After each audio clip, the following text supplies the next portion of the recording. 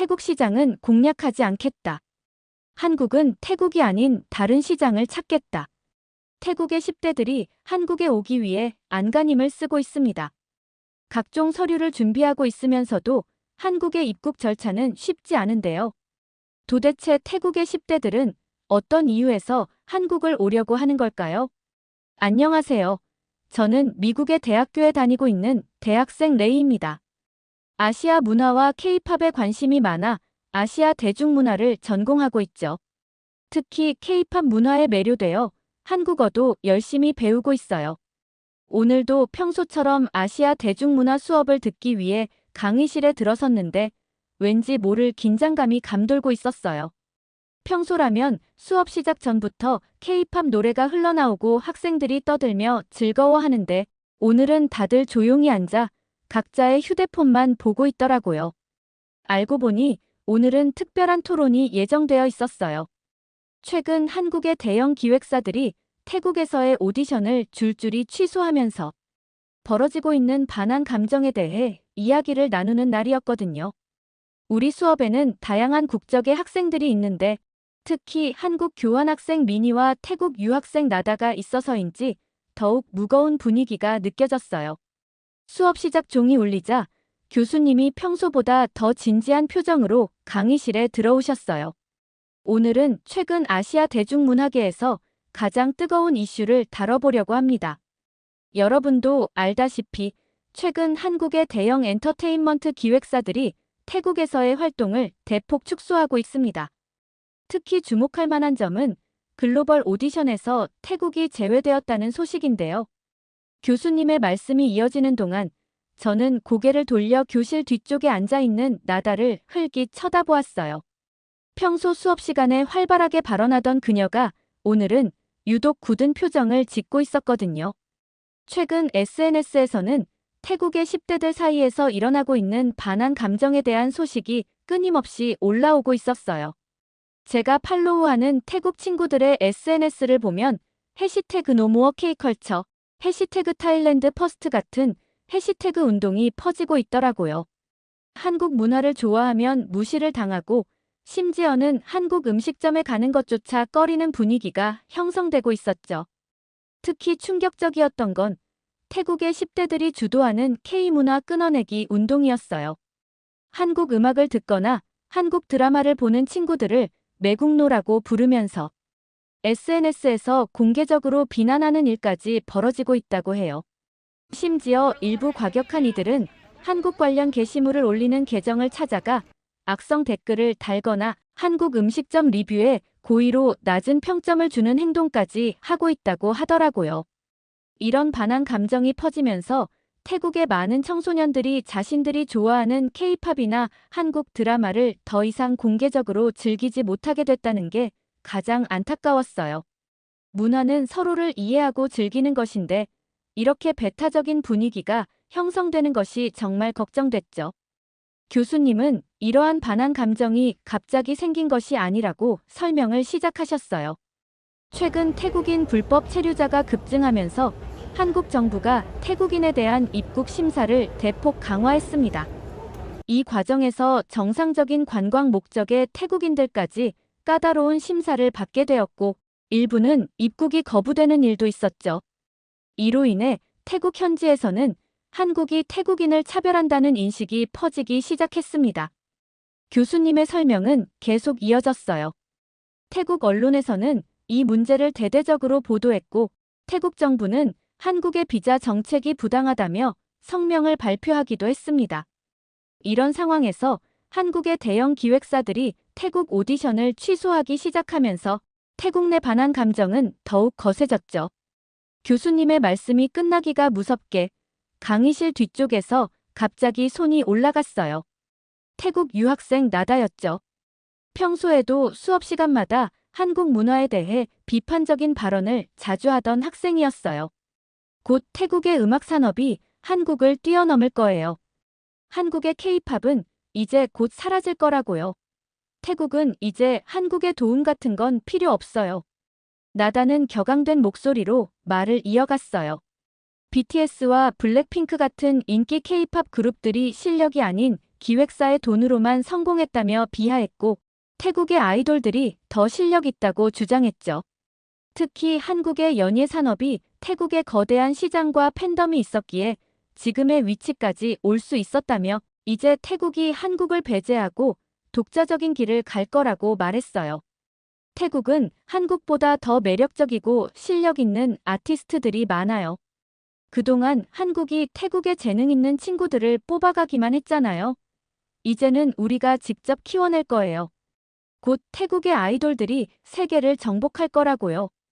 저는 무의식적으로 몸을 뒤로 젖히며 긴장된 마음을 진정시키려 했답니다. 나다의 말에는 분명 감정적인 면이 너무 많았지만 한편으로는 현재 태국의 젊은이들이 느끼는 실망감과 분노가 고스란히 담겨 있다는 걸 느낄 수 있었거든요. 강의실 안에는 팽팽한 긴장감이 흘렀어요. 그때 앞줄에서 조용히 앉아있던 한국 교환학생 미니가 천천히 자리에서 일어났죠. 저는 미니를 잘 알고 있었어요. 평소 예의 바르고 차분한 성격으로 K-팝 산업에 대해서도 해박한 지식을 가진 학생이었거든요. 교수님, 제가 이 상황에 대해 제 생각을 이야기해도 될까요? 교수님께서 고개를 끄덕이시자 미니는 자신의 노트북을 프로젝터에 연결했어요. 화면에는 꼼꼼하게 정리된 차트와 그래프들이 나타났죠. 먼저 글로벌 음악 시장에서 K-팝의 현재 위치를 보여드리고 싶어요. 빌보드 차트를 보시면 올해에만 BTS가 5번, 블랙핑크가 3번 핫백에 진입했어요. 스포티파이 글로벌 차트에서도 K-팝 아티스트들의 성과는 눈부시죠. 미니는 차분한 목소리로 설명을 이어갔어요. 화면에는 K-팝 아이돌들의 유튜브 조회수가 나타났죠. 싸이의 강남스타일은 53억 뷰, 블랙핑크의 뚜두뚜두는 22억 뷰, BTS의 다이너마이트는 19억 뷰를 기록했어요. 특히 주목할 만한 건 이 조회수들이 특정 지역에 한정된 것이 아니라 전 세계적으로 고르게 분포되어 있다는 점이에요. 그러면서 미니는 세계 지도를 보여주었어요.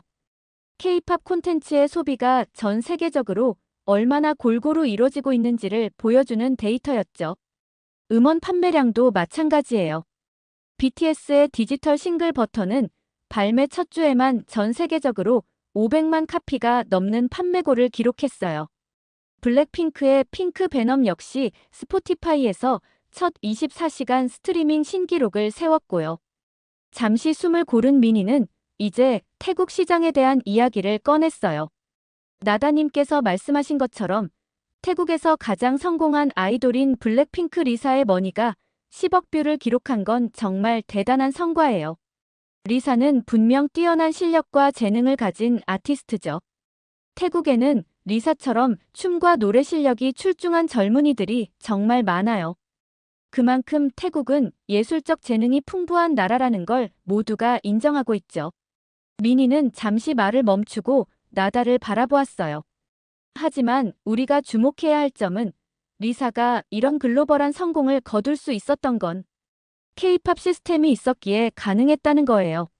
YG 엔터테인먼트의 체계적인 트레이닝 시스템, 전문적인 프로듀싱 팀, 그리고 수년간 쌓아온 글로벌 마케팅 노하우가 합쳐져서 오늘날의 리사가 탄생할 수 있었던 거죠. 태국의 풍부한 재능과 한국의 체계적인 시스템이 만나 시너지를 낸 대표적인 케이스라고 할 수 있어요. 갑자기 나다는 자신의 휴대폰을 높이 들어올리며 흥분된 목소리로 외쳤어요. 여러분, K-팝이 전 세계적으로 성공할 수 있었던 건 모두 리사 덕분이에요. 리사가 블랙핑크에 합류하면서부터 K-팝의 진정한 글로벌 시대가 열린 거라고요. 그녀의 휴대폰 화면에는 리사의 각종 성과들이 나열되어 있었어요. 보세요. 리사가 있는 블랙핑크의 뮤직비디오는 모두 수십억 뷰를 기록했어요. 코첼라 페스티벌에서도 리사의 무대가 가장 화제였죠. 구찌, 셀린느 같은 명품 브랜드들도 모두 리사를 원해요. 사실 K-팝의 성공 비결도 태국의 영향력 때문이에요. 리사가 없었다면 블랙핑크도 K-팝도 지금처럼 성공하지 못했을 거예요. 태국에 어마어마한 팬덤이 있었기에 가능했던 거라고요. 그때였어요. 잠깐만요. 미니가 나다의 말을 끊었어요. 리사의 성공이 대단한 건 맞지만 K-팝의 성공은 한 사람의 힘으로 이뤄진 게 아니에요. 제가 최근 데이터를 보여드릴게요. 미니는 다시 한번 프로젝터 화면을 조작했어요. 블랙핑크의 또 다른 멤버 로제를 보세요.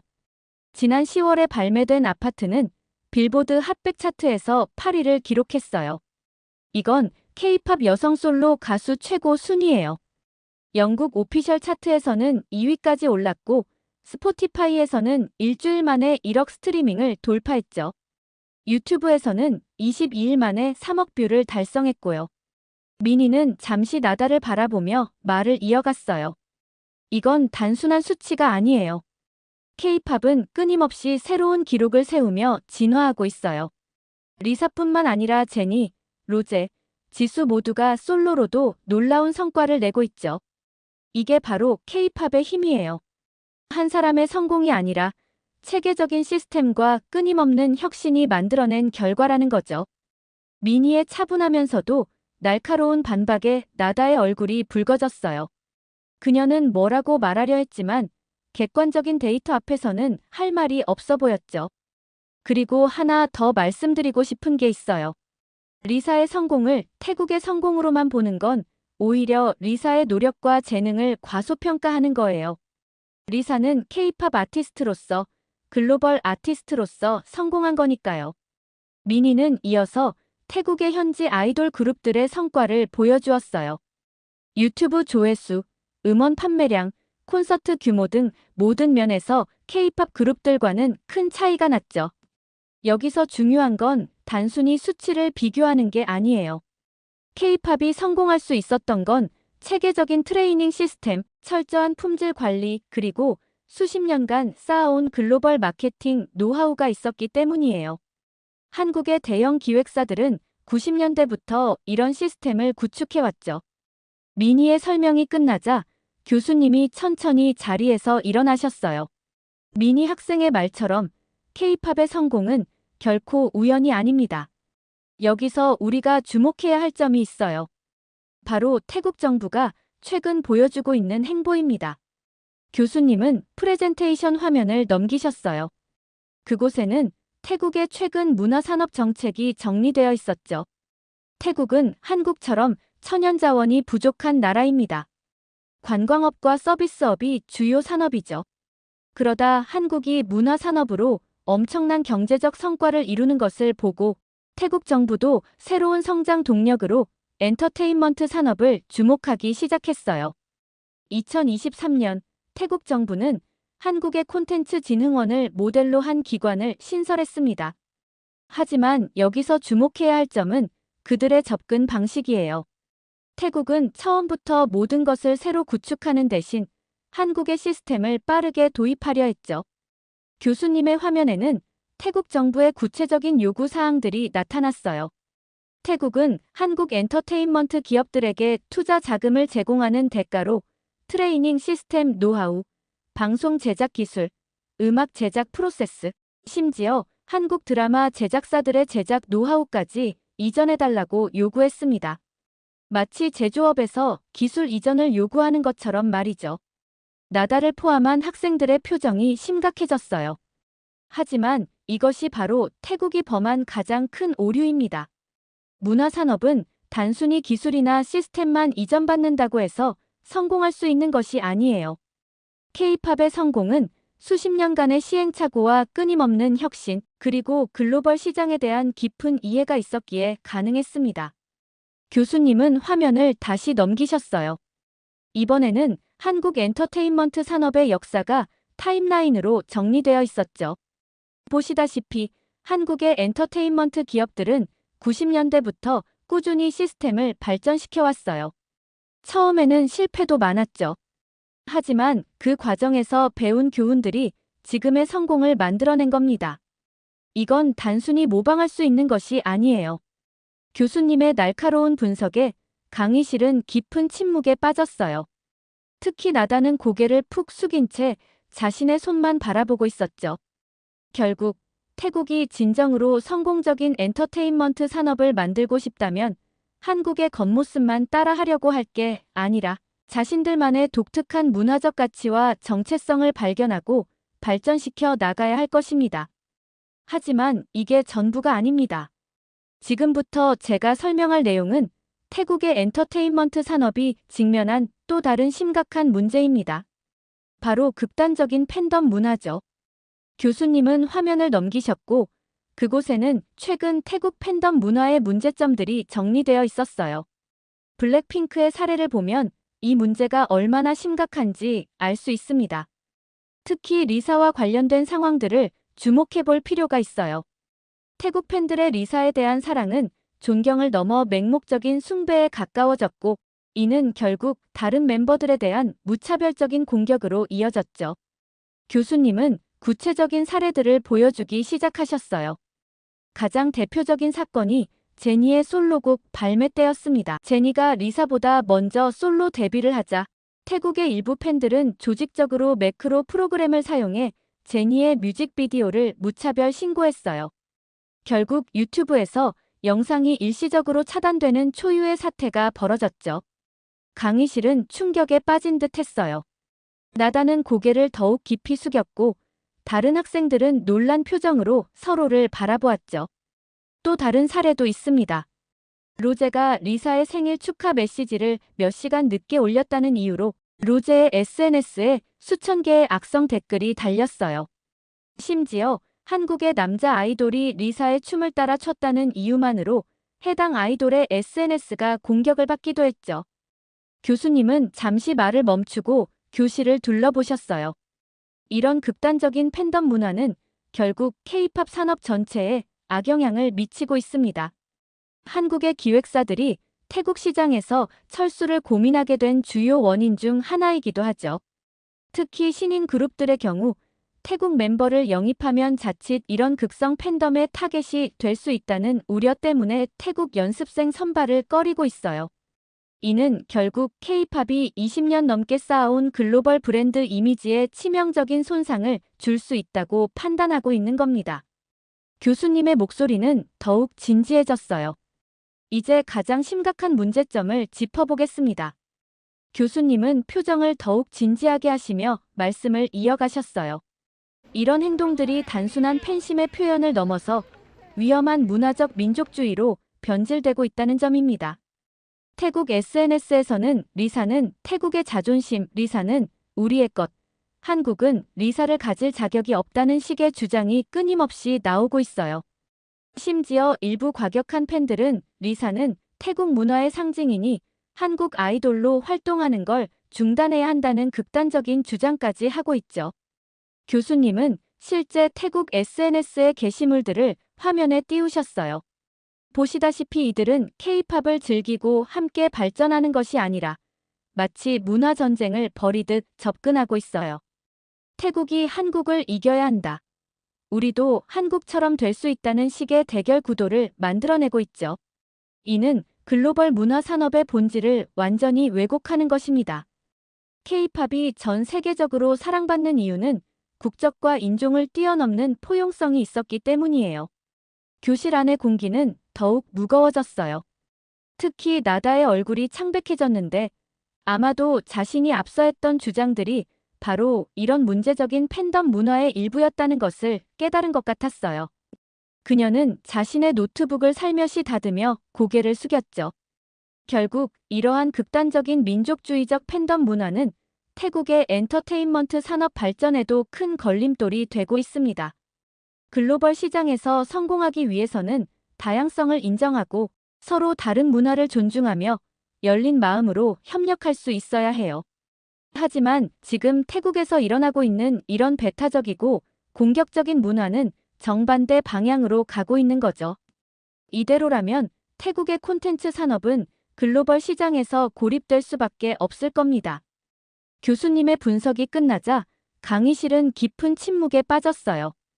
이런 문제들이 얼마나 심각한지, 그리고 왜 한국의 엔터테인먼트 기업들이 태국 시장에서 철수를 고민하는지 모두가 이해할 수 있었죠. 교수님은 잠시 침묵하시다가 더욱 안타까운 표정으로 말씀을 이어가셨어요. 하지만 이런 상황에서 가장 큰 피해를 보는 건 K-팝 스타를 꿈꾸는 태국의 젊은이들입니다. 교수님은 태국의 한 오디션 프로그램 영상을 보여주셨어요. 수많은 태국 청소년들이 K-팝 노래와 춤을 열심히 연습하는 모습이었죠. 보세요. 이 아이들은 하루에 몇 시간씩 K-팝 댄스를 연습하고 한국어를 공부하며 자신들의 꿈을 키워왔어요. 그런데 이제 그 꿈이 하루아침에 무너지고 있는 거죠. 이미 2024년 오디션에 합격했던 연습생들의 합격이 취소되는 사례도 나오고 있어요. 한 태국 연습생은 합격 통보를 받고 학교도 자퇴한 상태였는데 갑자기 합격이 취소되어 모든 계획이 무산되었다고 합니다. 교수님은 2025년 글로벌 오디션 공고를 화면에 띄우셨어요. 더 큰 문제는 앞으로입니다. 2025년에 예정된 주요 기획사들의 글로벌 오디션에서 태국이 아예 제외될 예정이에요.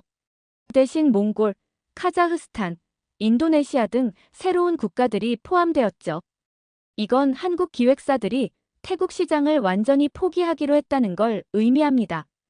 강의실의 분위기는 더욱 무거워졌어요. 특히 나다의 분노한 눈빛이 보였죠.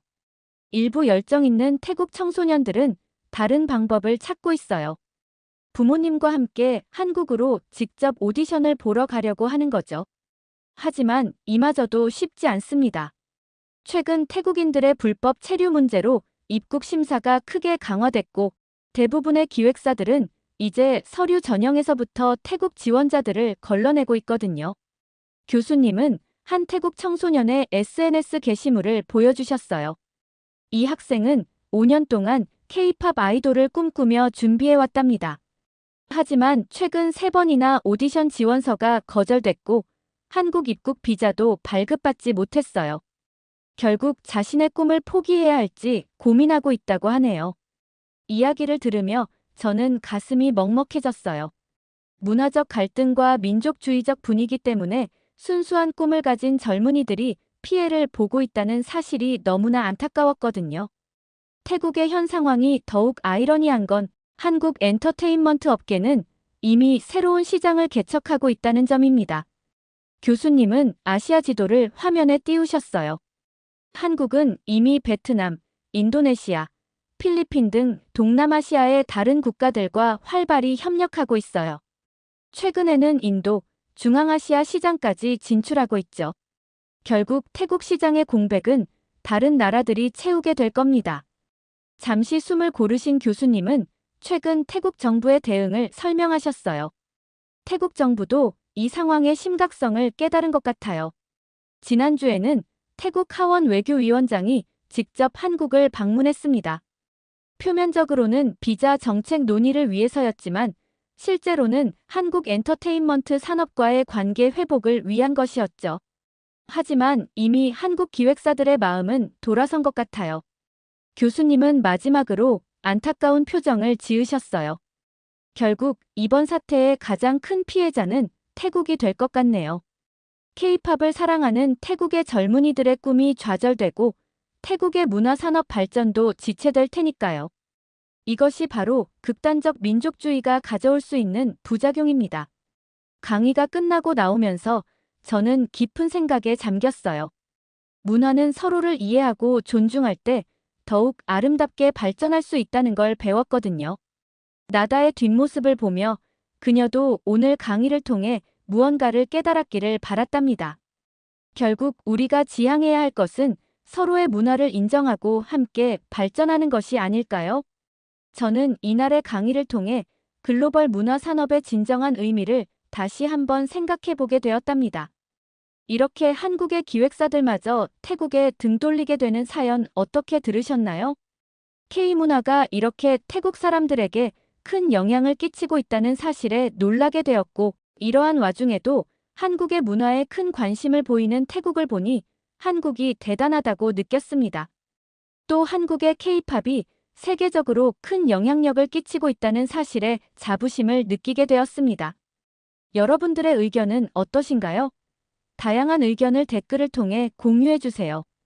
긴 영상 시청해주셔서 감사드리고 영상 재미있으셨다면 구독과 좋아요 부탁드립니다. 한 유명 가수가 현재 논란이 되고 있습니다. 그녀의 논란은 그녀를 지지하는 팬들 때문에 생긴 일인데요. 심지어 그녀의 열애설에도 태국 팬들은 난리가 난 상태입니다. 이로 인해 한국에서는 특단의 조치를 취하고 태국 사람들은 현재 충격에 빠진 상태인데요. 도대체 무슨 일이 있었던 걸까요? 안녕하세요. 제 이름은 엠마이고 미국의 어느 대학교에 다니고 있는 학생이에요. 상상력의 힘, 현대 문화와 소통이라는 강의를 듣기 위해 저는 매주 수요일 오후 2시에 이 강의실에 앉아 있어요. 특히 아시아 문화에 관심이 많아서 이 수업을 신청했죠. 오늘도 평소처럼 강의실에 들어섰는데 교수님의 표정이 어딘가 심각해 보였어요. 칠판에는 K-팝과 아시아의 새로운 물결이라는 주제가 적혀 있었죠. 여러분, 오늘은 특별한 주제로 이야기를 나눠보려고 합니다. 교수님의 목소리가 강의실을 울렸어요. 교수님은 먼저 K-팝이 전 세계적으로 미치는 영향력에 대해 설명하시기 시작했어요. 전 세계가 현재 한국의 문화에 열광하는 이야기를 시작으로 K-팝의 성공 사례들을 하나씩 짚어가셨죠. 하지만 최근 흥미로운 현상이 하나 있습니다. 아시아에서 유일하게 K-팝을 거부하는 나라가 등장했다는 거죠. 어느 나라일까요? 학생들은 하나둘씩 손을 들고 답을 해보려 했어요. 누군가는 베트남을, 또 다른 학생은 인도네시아를 말했지만 모두 틀렸어요. 저도 고민해봤지만 쉽게 답을 찾을 수 없었어요. 특히 태국이라는 답은 아무도 생각하지 못했어요. 태국은 K-팝의 최대 팬덤을 보유한 나라 중 하나로 알려져 있었거든요. 블랙핑크의 리사가 태국 출신이라는 것도 모두가 알고 있는 사실이었죠. 조용하던 강의실 안에서 맨 앞자리에 앉아있던 태국 유학생 리리가 천천히 손을 들었어요. 교수님, 제가 태국 사람인데 지금 태국에서는 실제로 많은 변화가 일어나고 있어요. 특히 젊은 층을 중심으로요. 리리의 말에 강의실의 모든 시선이 집중됐어요. 저는 그녀의 표정에서 무언가 복잡한 감정을 읽을 수 있었죠. 저희는 이제 K-팝 대신 T-팝을 즐깁니다. 사실 이건 단순한 음악 취향의 변화가 아니에요. 리리의 목소리가 점점 커졌어요. 태국의 젊은이들은 이제 우리만의 문화를 만들어가고 있어요. 한국의 그림자에서 벗어나려고 하죠. 강의실 안에는 무거운 침묵이 내려앉았어요. 교수님은 잠시 생각에 잠기신 듯 했다가 천천히 고개를 끄덕이시며 미소를 지으셨죠. 매우 좋은 지적입니다. 오늘 우리가 이야기할 주제가 바로 그것입니다. 이런 현상이 단순히 어떤 음악을 듣느냐의 문제가 아니라는 걸 여러분도 느끼시죠? 교수님은 칠판 앞으로 걸어가시며 계속 말씀하셨어요. 이것은 더 복잡한 사회적, 정치적 현상을 반영하고 있습니다. 한 나라의 문화가 다른 나라의 문화를 거부하게 된 배경에는 항상 더 깊은 이야기가 숨어 있죠. 저는 리리의 표정을 살폈어요. 그녀의 눈빛에는 자부심과 동시에 어떤 분노 같은 것이 깃들어 있는 것 같았어요. 이 이야기의 끝이 어디로 향할지 저는 점점 더 궁금해졌죠. 교수님이 천천히 말씀을 시작하셨어요. 문제의 시작은 태국 불법 체류자 문제에서 비롯됐습니다. 최근 2년간 한국에서 태국인 불법 체류자들의 강력 범죄가 급증했어요.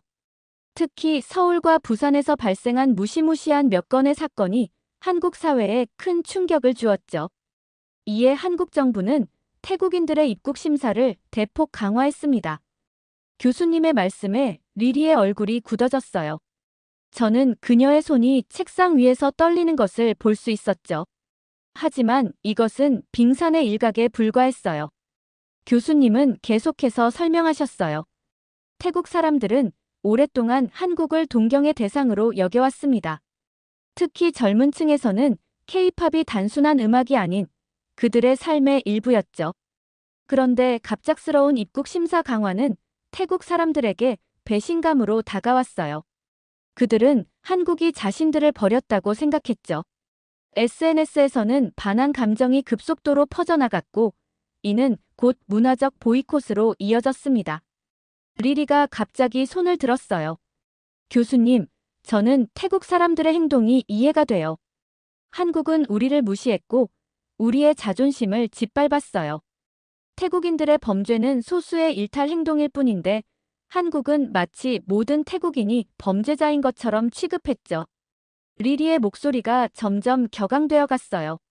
한국은 우리나라를 관광지 정도로만 생각하고 우리 문화는 전혀 존중하지 않아요. 그들은 우리나라 출신 연예인을 데려가서 자신들의 이익을 위해 이용할 뿐이죠. 하지만 교수님은 리리의 말을 부드럽게 끊으셨어요. 리리 학생, 당신의 감정은 이해합니다.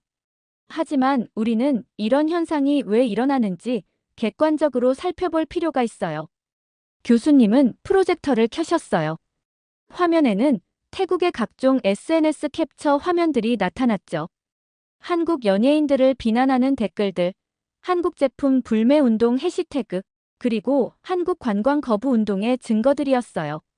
특히 방콕에서는 한국인들을 향한 위협적인 행동들이 보고되고 있습니다.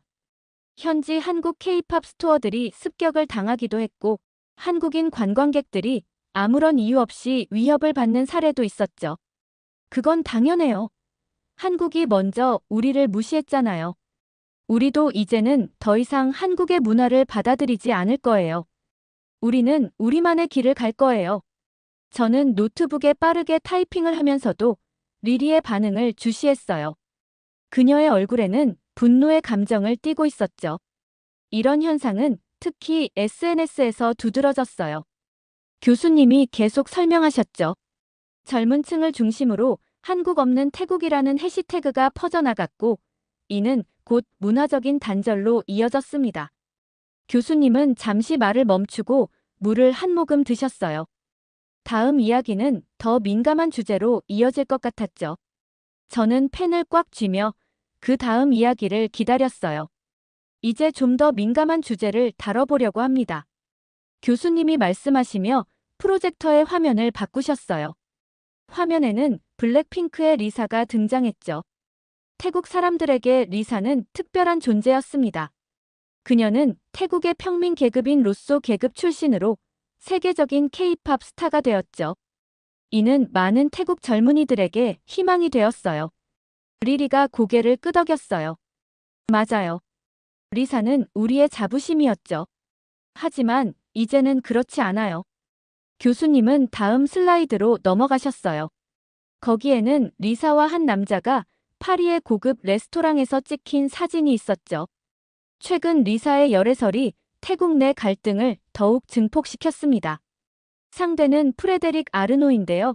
세계 최대 럭셔리 그룹 LVMH의 후계자 중 한 명입니다. 그는 현재 프랑스의 명품 시계 브랜드 태그 호이어의 CEO를 맡고 있어요.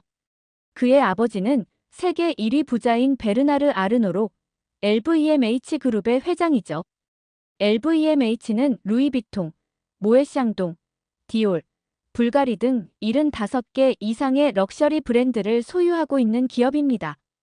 강의실에서 작은 탄성이 들렸어요. 프레데릭 아르노의 가문은 200조가 넘는 재산을 보유하고 있다고 하죠. 교수님은 프로젝터 화면을 넘기시며 계속 설명하셨어요. 프레데릭 아르노는 2022년 11월 블랙핑크의 LA 콘서트를 관람한 후 자신의 인스타그램에 멤버들과 찍은 사진을 올렸어요. 특히 파리에서 만나요라는 의미심장한 메시지를 남겼죠. 최근에는 파리의 유명 레스토랑에서 리사와 데이트하는 모습이 여러 차례 포착되었습니다. 리리가 갑자기 자리에서 일어났어요. 이건 분명 돈으로 리사를 데려가려는 거예요. 200조가 넘는 재산을 가진 집안이. 교수님은 차분한 목소리로 말을 이어가셨어요. 하지만 실제로 두 사람의 데이트 장면을 목격한 사람들의 증언에 따르면 이는 자연스러운 연인 관계로 보인다고 합니다. 프레데릭은 리사의 공연을 여러 차례 직접 찾아가 응원했고 서로를 존중하는 모습을 보여주었죠. 태국의 극성 팬들은 이 연애 소식을 매우 부정적으로 받아들였어요. 그들은 한국이 리사를 프랑스에 팔아넘겼다고 주장하고 있죠. 리리가 다시 손을 들더니 격앙된 목소리로 말했어요. 이게 다 한국 기획사의 계략이에요. YG는 분명 LVMH 그룹과 거래를 했을 거예요. 리사를 프랑스로 보내고 아마도 루이비통이나 디올의 독점 계약권을 받았겠죠. 아니면 더 큰 뭔가가 있을 거예요. 리사의 재계약이 불발된 것도 다 이런 이유 때문이에요. 리사는 이제 태국으로 돌아와서 우리나라의 자존심을 지켜야 해요. 강의실의 공기가 더욱 무거워졌어요. 리리의 주장은 전혀 근거가 없어 보였지만 그녀의 목소리에는 확신이 가득했죠. 교수님은 잠시 생각에 잠기신 듯 했어요. 교수님은 이번에 리사의 최근 공개된 미발매곡 물릿 플로어의 가사를 띄웠어요. 하지만 실제로 리사의 노래 가사를 보면 녹색 눈의 프랑스 소년이 날 사로잡았다라는 내용이 나옵니다. 이는 자발적인 감정을 표현한 것으로 보이죠. 그건 한국이 시킨 거예요. 리사는 이제 자기 의지대로 할 수 없어요. 프랑스에서 선정적인 쇼를 하고 태국 여성이 성적 대상이 되는 걸 우리는 더 이상 지켜볼 수 없어요. 저는 이 상황이 점점 더 복잡해지는 것을 느꼈어요. 단순한 연예계 스캔들이 아닌 민족의 자존심과 문화적 갈등이 얽혀있는 문제라는 게 보였죠. 잠깐만요. 갑자기 교실 뒤쪽에서 한 여학생이 일어났어요. 한국 유학생 나연이었죠. 저는 더 이상 가만히 듣고만 있을 수 없네요. 태국 팬들이 리사와 관련된 모든 한국 가수들을 SNS로 테러하고 있다는 사실을 아시나요? 나연의 목소리는 차분했지만 단호했어요. 나연은 자신의 핸드폰을 들어보였어요. 여기 봐요. 태국 팬들은 리사의 SNS에 들어가서 한국어로 된 댓글은 모조리 신고하고 있어요. 심지어 블랙핑크 멤버들의 게시물에도 악성 댓글을 달고 있죠. 리리가 즉각 반박했어요. 그건 우리의 정당한 권리예요. 리사는 우리 태국의 자존심이에요. 그녀는 우리와 같은 로쏘 계급 출신이에요. 우리도 리사처럼 될 수 있다는 희망이었죠. 근데 한국은 그걸 빼앗아갔어요. 나연이 고개를 절레절레 저었어요. 리사는 당신들의 소유물이 아니에요. 그녀는 한 인간으로서 자신의 선택을 할 권리가 있죠. 리리가 소리쳤어요. 아니요. 리사는 태국으로 돌아와야 해요. 여기서는 그녀를 더 잘 대우해 줄 수 있어요. 결혼도 태국 사람과 해야 하고 태국에서 활동해야 해요. 우리는 그녀를 통해 희망을 봤어요. 우리도 세계적인 스타가 될 수 있다는 희망이요. 교실 안의 공기가 팽팽해졌어요. 다른 학생들은 숨죽인 채 두 사람의 설전을 지켜보고 있었죠. 그래서 한국이 리사를 세계적인 스타로 키워놨더니 이제 와서 다시 태국으로 돌아오라고 한다는 거죠? 나연이 반박하며 말했어요. 맞아요. 우리는 리사가 필요해요. 그녀는 우리의 희망이에요. 저도 리사처럼 될 수 있다고 믿었어요. 우리 모든 로쏘 계급 사람들이요. 저는 리리에게 리사는 단순한 연예인이 아닌 자신의 꿈과 희망을 투영한 존재라는 걸 깨달았어요. 그래서 당신들은 리사의 행복은 전혀 고려하지 않는 건가요? 나연이 조용히 물었어요. 이런 태국 팬들의 과도한 행동이 결국 태국의 K-팝 산업 전체에 큰 타격을 주고 말았어요. 교수님이 새로운 슬라이드를 보여주셨어요. SM, JYP, 하이브 등 한국의 주요 엔터테인먼트 기획사들이 태국 내 모든 오디션을 전면 취소했습니다. 그들은 현재 태국의 팬덤 문화가 건전하지 않다며 더 이상 태국 시장에서 신인을 발굴할 계획이 없다고 밝혔죠. 나연이 말을 이어받았어요. 맞아요. 한국 기획사들은 악질적인 태국 팬들로 인해 아티스트들이 큰 고통을 받고 있으며 이런 상황에서는 태국 출신 가수를 뽑는 것조차 부담이라고 했어요. 리리의 얼굴이 창백해졌어요. 하지만 그건 너무 극단적이에요. 모든 태국 팬이 그런 건 아닌데. 맞아요. 모든 태국 팬이 그런 건 아니에요. 하지만 일부 극성 팬들의 행동이 전체 태국 K-팝 산업에 치명적인 영향을 미친 거죠. 특히 최근 들어 태국 팬들의 과도한 행동이 SNS를 통해 전 세계적으로 퍼지면서 한국 기획사들은 더 이상 위험을 감수하지 않기로 한 겁니다.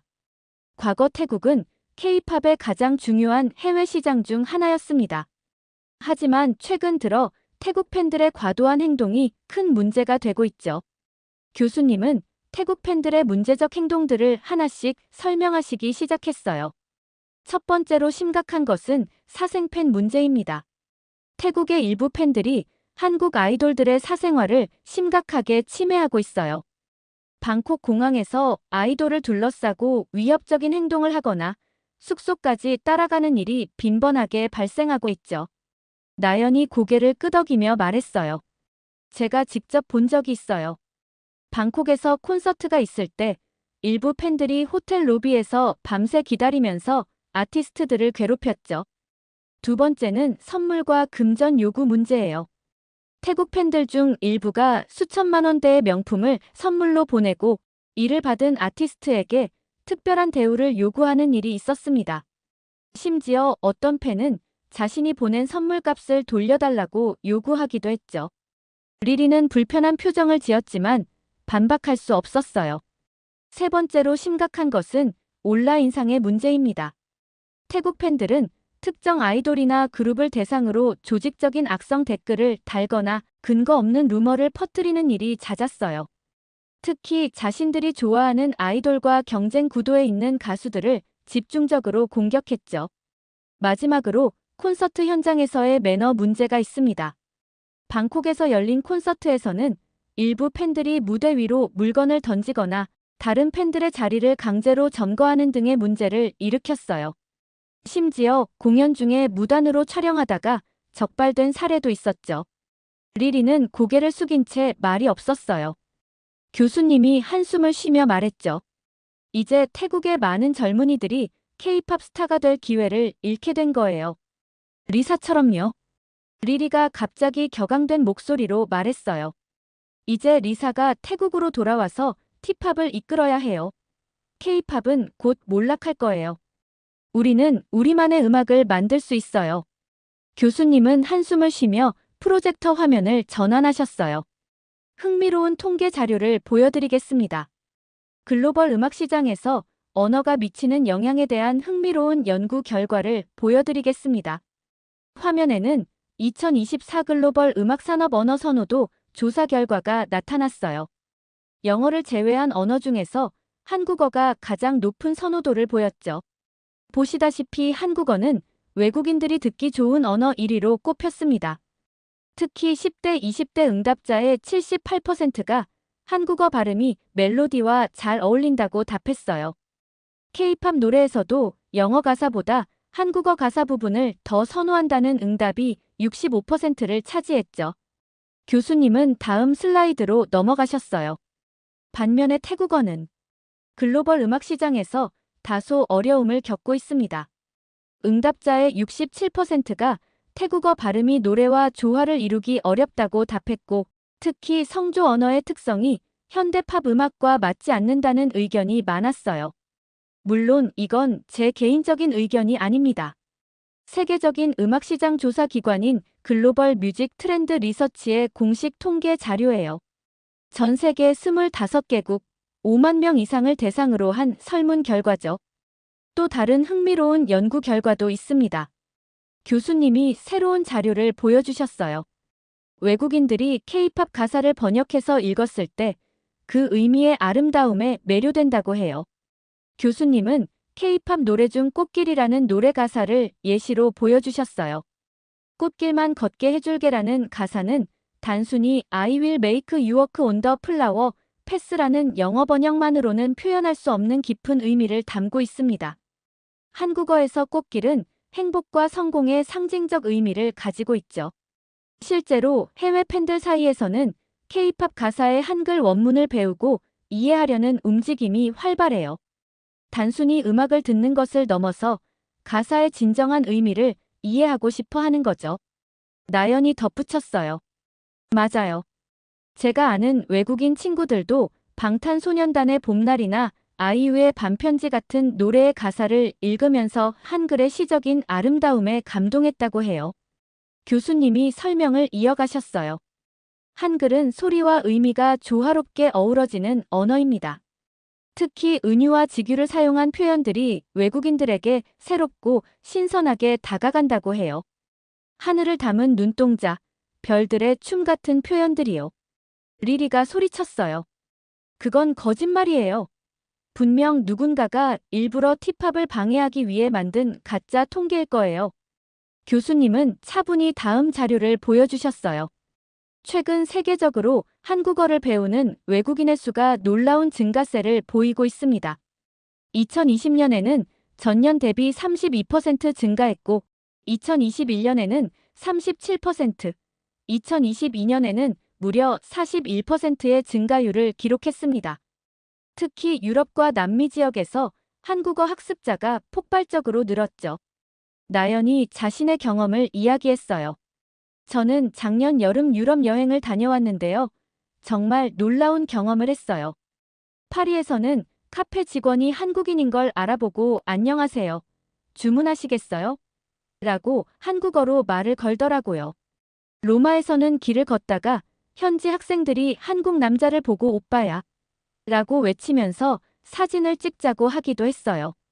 교수님은 의미심장한 표정으로 말씀을 이어가셨어요. 현재 태국에서는 반항 감정으로 인해 한국인들이 차별을 받고 있습니다.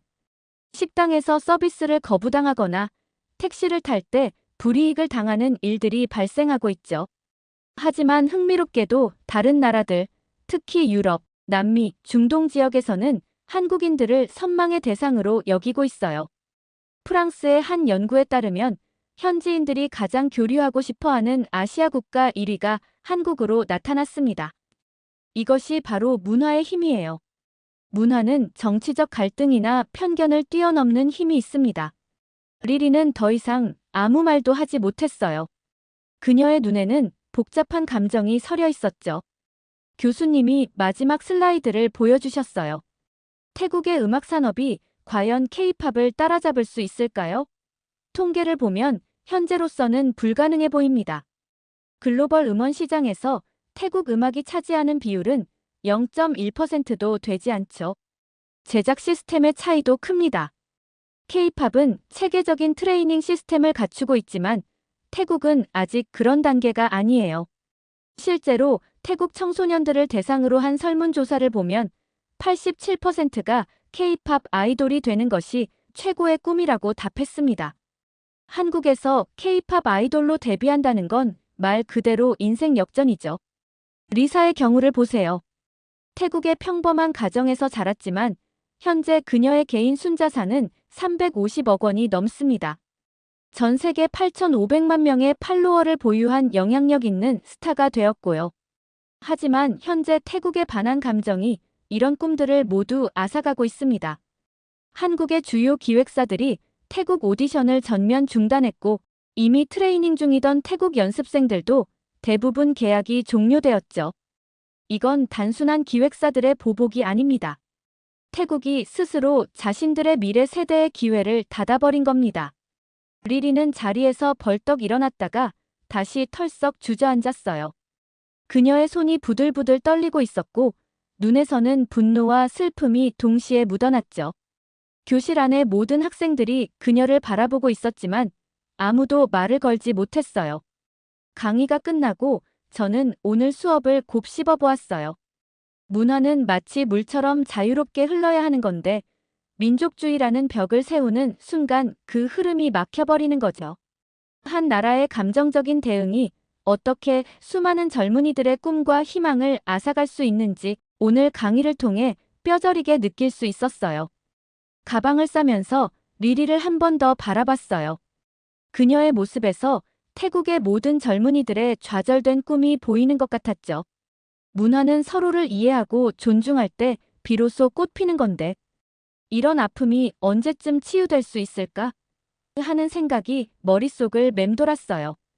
이렇게 블랙핑크 멤버의 리사에 관한 사연 어떻게 들으셨나요?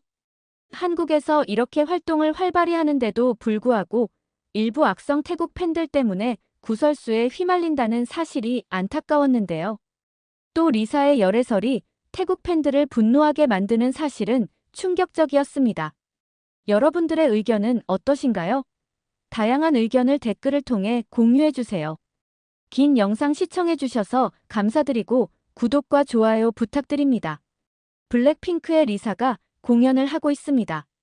하지만 일부 태국 팬들은 이런 공연을 하게 된 리사를 보며 한국 기획사를 욕하고 있습니다. 그리고 한국 기획사들은 충격적인 발표를 하고 태국인들은 정신을 못 차리고 있습니다. 도대체 태국 팬들은 왜 이런 짓을 했을까요? 안녕하세요. 저는 미국의 대학교에서 미디어 커뮤니케이션을 전공하고 있는 레이첼이에요. 이번 학기에 글로벌 엔터테인먼트 산업과 문화 수업을 듣게 되었죠. 특히 최근 들어 K-팝에 빠져 있어서 더욱 기대되는 강의였어요. 오늘은 첫 강의가 있는 날이었어요. 교수님은 아시아 엔터테인먼트 산업을 20년 넘게 연구하신 분이라고 해요. 강의실에 들어서자 아시아계 학생들이 꽤 많이 보이더라고요. 특히 앞자리에 앉은 동양인 학생 2명이 눈에 띄었는데 나중에 알고 보니 한국 교환학생 세연이와 태국 유학생 차라였어요. 교수님의 말씀으로 강의가 시작됐어요. 오늘은 K-팝이 동남아시아에 미치는 영향력과 그 이면에 대해 이야기를 나누어 보겠습니다. 교수님은 우선 K-팝의 세계적 영향력에 대해 설명하셨어요. BTS가 빌보드 차트에서 이룬 성과들, 블랙핑크의 코첼라 공연, 그리고 전 세계적으로 확산되고 있는 K-팝 팬덤 문화까지. 특히 인상 깊었던 건 K-팝이 단순한 음악을 넘어 하나의 문화 현상이 되었다는 거예요. 교수님은 프레젠테이션 화면을 넘기셨어요. K-팝의 영향력이 가장 크게 나타나는 곳이 바로 동남아시아입니다. 거기엔 동남아시아의 K-팝 시장 규모를 보여주는 그래프가 있었죠. 2024년 기준으로 동남아시아 K-팝 시장은 전년 대비 300% 이상 성장했다고 해요. 특히 태국은 K-팝의 최대 소비 시장 중 하나라고 해요. 방콕에서는 매년 수십 개의 K-팝 콘서트가 열리고 K-팝 아이돌들의 광고가 거리 곳곳에 걸려 있다고 하더라고요. 심지어 태국의 아이돌 트레이닝 시스템도 한국을 벤치마킹했다고 해요. 교수님은 구체적인 사례들을 보여주셨어요. 태국의 엔터테인먼트 산업은 한국의 시스템을 적극적으로 벤치마킹했습니다. 태국의 대형 기획사들은 한국의 연습생 시스템을 거의 그대로 도입했어요. GMM 그래미나 RS 엔터테인먼트 같은 주요 기획사들은 한국 기획사 출신의 트레이너들을 영입해 트레이닝 프로그램을 만들었죠. 보컬, 댄스, 이미지 메이킹까지 한국의 시스템을 그대로 가져왔습니다. 교수님은 화면을 넘기며 계속 설명하셨어요. 더 나아가 태국의 T팝 육성 프로젝트도 K-팝을 모델로 삼았어요. 오디션 프로그램의 포맷부터 데뷔 후 프로모션 방식까지 말이죠. 심지어 아이돌 그룹의 컨셉과 스타일링도 K-팝의 영향을 강하게 받았습니다. 특히 주목할 만한 것은 연습생 선발 시스템이에요. 10대 초반부터 트레이닝을 시작하고 보컬, 댄스, 외국어, 이미지 트레이닝을 병행하는 한국식 시스템을 그대로 도입했죠. 444 시스템이라고 해서 하루 4시간 보컬, 4시간 댄스, 4시간 외국어 교육을 하는 방식까지 한국의 방식을 따랐답니다. 하지만 외형적인 시스템 도입만으로는 K-팝의 성공을 따라잡기 힘들다는 게 현실입니다. 교수님은 비교 자료를 보여주셨어요. 한국의 경우 단 한 곡의 타이틀곡을 위해 수십 곡을 동시에 작업하고 최종 선정된 곡에만 수억 원의 비용을 투자합니다. 안무 역시 세계 각국의 최고 안무가들과 작업하죠. 하지만 태국은 이런 과감한 투자가 현실적으로 불가능해요. 더 중요한 건 시스템을 운영하는 전문 인력의 차이입니다. 한국은 20년 이상 아이돌 산업의 노하우가 축적되어 있지만 태국은 아직 전문 프로듀서, 트레이너, 매니지먼트 인력이 절대적으로 부족한 상황이죠. 시스템은 똑같이 만들 수 있어도 그것을 운영하는 전문성은 하루아침에 만들어지지 않는답니다. 그러다 갑자기 교수님의 표정이 심각해졌어요. 최근 들어 한국과 태국 사이에 불편한 긴장감이 고조되고 있습니다. 지난 2년간 한국에서 태국인 불법 체류자들의 범죄가 급증했어요. 마약 밀매, 불법 도박장 운영, 보이스피싱 등 조직적인 범죄가 특히 문제가 되었죠. 이에 한국 정부는 태국인들에 대한 입국 심사를 대폭 강화했습니다. 이러한 조치에 태국 국민들은 강하게 반발했어요. 일부 범죄자들 때문에 모든 태국인들이 잠재적 범죄자 취급을 받는다며 분노했죠. 이것이 태국 내 반한 감정으로 번지기 시작했습니다. 특히 K-팝 산업이 이 분위기에 큰 영향을 받고 있어요. 방콕에서 예정되었던 여러 K-팝 그룹의 콘서트가 취소되었고 일부 극단적인 팬들은 콘서트장 앞에서 시위를 벌이기도 했습니다. 교수님의 말씀에 학생들 사이에서 술렁거림이 일었어요. 문화 교류마저 정치적 갈등에 휘말리는 현실이 안타깝게 느껴졌죠. 저는 K-팝이 단순히 음악 산업의 성공을 넘어 이렇게 복잡한 문화적, 사회적 현상을 만들어내고 있다는 게 정말 흥미로웠어요. 교수님은 이어서 태국의 K-팝 시장 규모에 대해 더 자세히 설명하셨어요. 태국은 K-팝 음반 판매량이 아시아에서 일본 다음으로 많은 국가라고 해요. K-팝 아이돌들의 태국 내 팬클럽 회원 수도 수백만 명에 달한다고 하네요. 특히 주목할 만한 것은 태국 출신 K-팝 아이돌들의 영향력입니다. 교수님이 말씀하시자 앞자리에 앉은 차라가 고개를 들더라고요. 그 중에서도 블랙핑크의 리사는 태국에서 가장 영향력 있는 연예인으로 꼽힙니다. 강의실 스크린에는 리사의 사진이 떴어요. 교수님은 리사가 태국의 국민적 자부심이 되었다고 설명하셨어요. 하지만 동시에 이것이 새로운 갈등의 시작이 되었다고 말씀하셨죠. 최근 태국에서는 자국의 스타인 리사가 한국에서만 활동한다는 이유로 불만이 커지고 있습니다. 스크린에는 태국의 주요 뉴스 헤드라인들이 보였어요. 리사, 2년 연속 태국 활동 전무, 블랙핑크 리사, 태국 일정 차질, 한국이 우리의 스타를 빼앗았다 같은 기사들이었죠. 이런 분위기 속에서 태국 내 반한 감정이 급속도로 확산되고 있어요. 특히 태국인 불법 체류자 범죄 증가로 인한 한국의 입국 심사 강화 조치가 이러한 감정을 더욱 악화시켰습니다. 태국 내 한국인을 대상으로 한 위협이 점점 심각해지고 있습니다. 교수님은 심각한 표정으로 뉴스 기사들을 보여주셨어요. 지난달 방콕 시내의 한 한식당에서는 20여 명의 괴한들이 가게로 들이닥쳐 기물을 파손하고 손님들을 위협했습니다. 다행히 인명피해는 없었지만 이는 단순 범죄가 아닌 반한 감정에서 비롯된 조직적인 행동이었죠. 이틀 뒤에는 수상시장의 한국인 관광객들이 집단 폭행을 당할 뻔한 사건도 있었고요.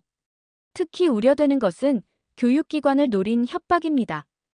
방콕 시내 최대 규모의 한국어 학원 5곳에 동시다발적으로 협박 전화가 걸려왔고 그중 3곳은 2주간 수업을 중단해야 했습니다. 심지어 한 학원에는 한국인은 태국에서 나가라는 내용의 협박장과 함께 의심스러운 가루가 든 봉투가 배달되기도 했죠. 이런 상황에서 한국 기업들의 움직임도 달라지고 있습니다.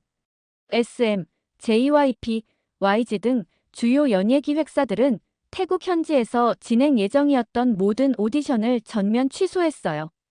예정되어 있던 방콕, 치앙마이, 푸켓 등 6개 도시의 글로벌 오디션이 모두 무기한 연기된 상태입니다. 교수님은 화면을 넘기며 계속하셨어요. 더 나아가 현재 한국에서 연습 중인 태국 연습생들의 처우도 문제가 되고 있습니다. 여러 기획사들이 태국 연습생들의 계약을 해지하거나 데뷔 일정을 무기한 연기하고 있어요. 한 대형 기획사의 경우 데뷔를 한 달 앞둔 태국 출신 연습생을 갑자기 교체했다는 소식도 들려왔습니다. 이는 단순히 기업의 결정이 아닌 연습생들의 안전과 직결된 문제입니다. 실제로 최근 데뷔한 한 아이돌 그룹의 태국 출신 멤버가 자국 팬들로부터 심각한 위협을 받아 활동을 중단한 사례도 있었죠. 앞자리에 차라가 손을 들었어요. 그건 당연한 거 아닌가요? 우리나라 사람들을 이용만 하다가 버리는 한국 기획사들이야말로 문제 아닌가요? 교수님은 차분히 대답하셨어요. 그렇게 생각할 수도 있겠네요. 하지만 이 상황의 피해자는 누구일까요? 한국에서 꿈을 키우고 싶어하는 태국의 젊은이들 아닐까요? 교수님의 말씀에 강의실이 조용해졌어요. 스크린에는 한 태국 소녀의 인터뷰 영상이 나왔죠. K-팝 아이돌을 꿈꾸며 한국어를 공부하던 소녀가 더 이상 한국에 갈 수 없게 된 상황을 눈물로 호소하고 있었어요. 현재 가장 큰 논란은 리사를 둘러싼 갈등입니다. 교수님은 한숨을 쉬며 말씀을 이어가셨어요. 태국 현지 언론들은 연일 한국이 우리의 보물을 빼앗아갔다는 식의 선정적인 보도를 내보내고 있어요. 특히 리사가 태국 활동보다 한국에서의 활동에 더 비중을 두는 것을 두고 문화적 착취라는 비난까지 나오고 있죠. 스크린에는 태국의 주요 언론사들의 기사들이 나왔어요. 리사, 태국 활동 전무, 한국 기획사의 태국 스타 독점, 우리의 딸 리사를 돌려보내라 같은 자극적인 헤드라인들이 가득했죠. 특히 SNS에서는 리사를 향한 악성 댓글이 도를 넘어서고 있습니다. 교수님이 화면을 넘기자 리사의 인스타그램 댓글창이 보였어요. 넌 더 이상 태국인이 아니야. 내 나라로 돌아와. 한국의 꼭두각시 노릇 그만해. 그들이 너를 우리에게서 훔쳐갔어 같은 악의적인 댓글들이 끝없이 이어졌어요. 더 나아가 일부 극단적인 팬들은 리사의 태국 내 가족들까지 위협하고 있습니다. 한국에서 돈 벌어오는 게 그렇게 좋으냐? 태국을 버린 대가를 치르게 해주겠다는 식의 협박성 메시지를 보내고 있죠. 교수님은 잠시 말을 멈추고 강의실을 둘러보셨어요. 여러분은 어떻게 생각하시나요? 한 사람의 예술가가 자신의 꿈을 위해 선택한 길이 어떻게 이런 극단적인 민족주의적 갈등으로 번질 수 있었을까요? 저는 그 말을 듣고 가슴이 먹먹해졌어요. 리사라는 한 아티스트의 성공이 오히려 그녀의 모국에서는 배신과 동의어가 되어버린 현실이 너무나 안타까웠거든요. 단순한 문화 교류였던 K-팝이 이렇게 복잡한 정치적, 사회적 갈등으로 비화될 수 있다는 사실에 충격을 받았답니다. 하지만 더 심각한 것은 이런 반한 감정이 실제 폭력으로 이어지고 있다는 겁니다. 교수님은 더 심각한 표정을 지으셨어요. 지난달에는 방콕의 한 한국 문화원이 방화 시도를 당했고 한국인 유학생들이 괴롭힘을 당하는 사례도 늘고 있습니다. 갑자기 찰아가 자리에서 벌떡 일어났어요. 교수님, 이건 당연한 결과 아닌가요? 한국은 우리나라의 인재들을 데려가서 마음대로 이용하고 있잖아요. YG는 리사를 데뷔시키고 나서 5년 동안이나 태국에서 개인적인 활동을 전혀 안 시켰어요. 그저 돈벌이 수단으로만 이용한 거죠. 찰아의 목소리는 점점 격앙되어 갔어요. 게다가 최근에는 리사를 그런 선정적인 쇼에도 내보냈잖아요. 파리의 크레이지 호스요. 우리나라의 자존심인 리사를 그런 곳에 세우다니 이건 완전히 문화적 착취예요. 그때 세연이가 차분하게 손을 들었어요. 제가 한 말씀 드려도 될까요? 먼저 리사는 스스로 YG 글로벌 오디션에 지원해서 4,000대 1의 경쟁률을 뚫고 합격한 거예요. 아무도 그녀를 강제로 데려온 게 아니에요. 세연이는 자신의 노트북을 열더니 계속 말을 이어갔어요. 그리고 태국 활동 문제는 사실 블랙핑크 전체가 5년 동안 세계 투어를 하면서 아시아 전역을 돌았어요. 리사만 특별히 개인적인 태국 활동을 제안받은 게 아니라는 거죠. 크레이지 호스 공연도 리사가 직접 선택한 거예요. 실제로 리사는 인터뷰에서 예술적 도전을 하고 싶었다고 밝혔고 무대 구성에도 직접 참여했다고 해요. 모든 게 그녀의 자발적인 선택이었죠. 세연이의 차분한 설명에 강의실이 조용해졌어요. 더 중요한 건 만약 리사가 태국에만 머물렀다면 과연 지금처럼 세계적인 스타가 될 수 있었을까요? 전 세계 8천만 팔로워를 가진 영향력 있는 아티스트로 성장할 수 있었을까요? 교수님은 두 학생의 이야기를 듣고 덧붙여 말하셨어요. 엔터테인먼트 산업의 현실적인 측면을 살펴볼 필요가 있습니다. 교수님이 새로운 슬라이드를 보여주셨어요. 2023년 기준 한국의 K-팝 산업 규모는 약 12조 원에 달합니다. 반면 태국의 전체 엔터테인먼트 산업 규모는 그 10분의 1 수준이에요. 특히 아이돌 산업의 경우 태국은 아직 초기 단계라고 볼 수 있죠. 교수님은 구체적인 수치들을 보여주셨어요. 한국의 대형 기획사들은 연습생 1명 육성에 평균 연간 1억 원 이상을 투자합니다. 데뷔 전까지 보컬, 댄스, 언어, 교양 등 모든 분야의 최고급 트레이닝을 제공하죠.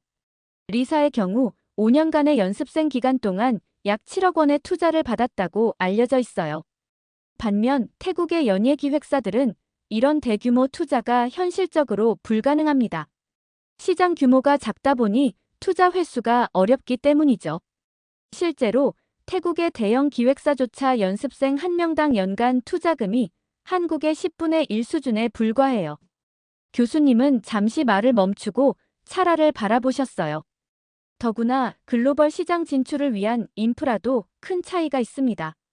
한국은 이미 전 세계의 K-팝 유통망을 구축했고 유튜브, 스포티파이 같은 글로벌 플랫폼과의 협력 체계도 잘 갖추고 있어요. 블랙핑크의 뮤직비디오 한 편 제작 비용이 태국 아이돌 그룹 전체 연간 제작 비용보다 크다는 사실만 봐도 이 차이를 실감할 수 있죠. 결과적으로 리사는 태국에서는 얻기 힘든 기회를 한국에서 잡은 겁니다. 세계적인 프로듀서들과 작업하고 최첨단 시설에서 트레이닝을 받으며 글로벌 시장을 타겟으로 한 전략적인 프로모션을 할 수 있었죠. 이건 단순히 돈의 문제가 아닌 산업의 성숙도 차이에서 오는 현실이에요. 차라는 고개를 숙인 채 아무 말도 하지 못했어요. 주장할 내용이 없어 보였죠.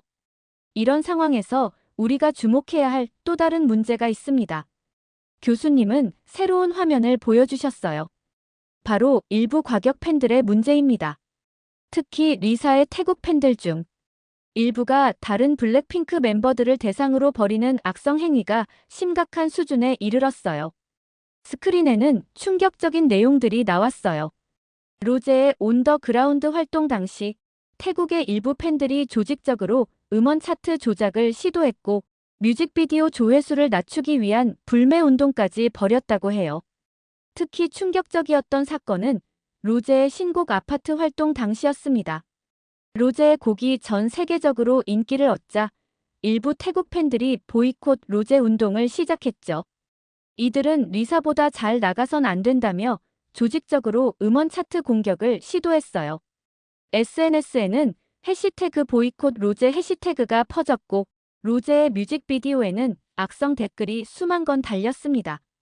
교수님은 실제 SNS 캡처 화면들을 보여주셨어요. 감히 리사를 능가하려 해? 너의 위치를 알아야 해. 태국의 여왕은 리사뿐 같은 악의적인 댓글들이 가득했어요. 이런 상황은 단순한 팬들 간의 갈등을 넘어서 그룹 전체의 활동에도 심각한 영향을 미쳤습니다. 이런 상황이 계속되자 YG 엔터테인먼트는 블랙핑크 멤버들의 SNS 활동을 제한할 수밖에 없었어요. 특히 리사 관련 게시물은 더욱 신중하게 다뤄야 했죠. 이런 팬덤의 그림자는 더 큰 문제를 야기하고 있습니다. 현재 한국의 대부분의 기획사들이 태국 출신 연습생 선발을 꺼리고 있어요. 이미 데뷔를 준비 중이던 태국 연습생들의 계획도 전면 재검토되고 있죠. 스크린에는 한 기사가 떴어요. 주요 기획사, 태국 글로벌 오디션 전면 취소. 태국 출신 연습생 계약 해지 속출. 더 안타까운 것은 이미 활동 중인 태국 출신 아이돌들의 상황입니다. 리사처럼 큰 팬덤을 가진 스타가 아닌 경우 자국 팬들의 과도한 요구와 압박으로 활동에 큰 어려움을 겪고 있어요. 실제로 몇몇 아이돌은 활동 중단을 고려하고 있다고 합니다. 교수님은 잠시 침묵하시더니 이어서 말씀하셨어요. 이런 상황이 지속되면서 한국 연예계에서는 태국 연습생 리스크라는 말까지 생겨났습니다.